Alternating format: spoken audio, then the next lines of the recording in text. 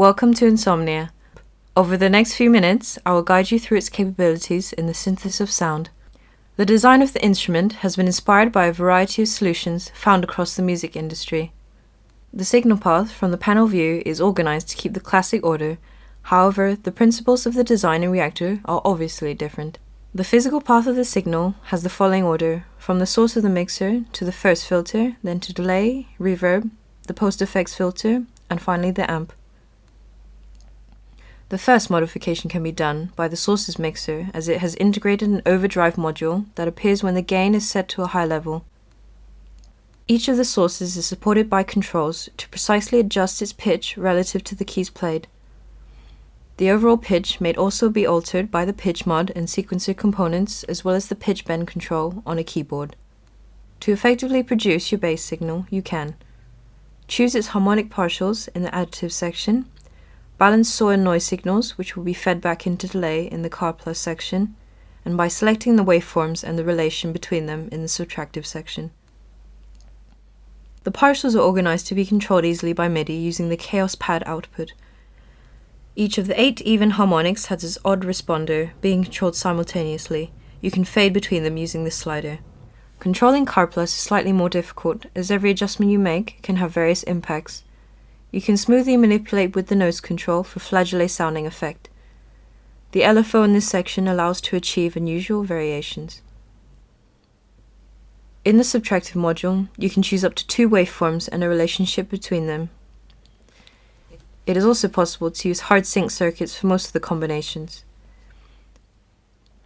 Pulse width of OSC2 can be modulated by the attached LFO module. Let's focus now on the modifiers. Each of these components can be bypassed using a button. The filters are a bit uncommon because of the way you can apply them. The range of the frequencies to pass through the filter can be expanded or narrowed and easily switched between 3 bands, which gives an automated flippable semi-parametric filter.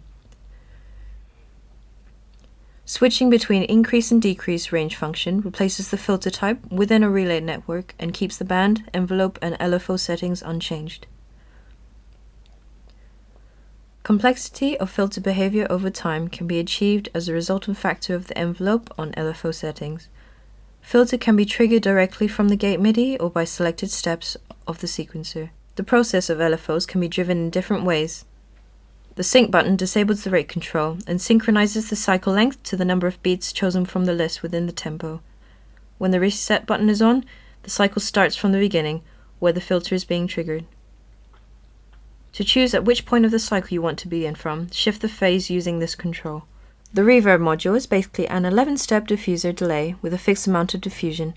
The tail controls the amount of time that is being multiplied separately for each step by a sequence of Gordon ratio conversions.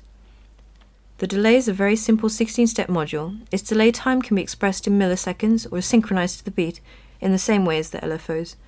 The additional control of gravity can define an increase or decrease in time of the successive reflections, literally delaying or hastening the delay. The remaining modules of the pitch mod and sequencer are common to all of the sources. Shaping the process of modulation can be done in the same way as by the LFOs. The sequencer is an 8-step module with 6 octaves of range each. You can choose a number of steps in a loop and its length according to the tempo. You can articulate simple steps or mute them. You can also choose whether each step triggers a note or just shifts the pitch of the note being played. The amplifier section is responsible for master level output and modeling the overall amplitude. Even though the Insomnia version 2.4.1 leaves a lot to be desired. Fuzzy! Sorry. Sorry. Even though the Insomnia version 2.4.1 leaves a lot to be desired, it is user-friendly and a flexible and quite powerful tool in creating sound. I hope you enjoy your time with Insomnia. Thanks for watching.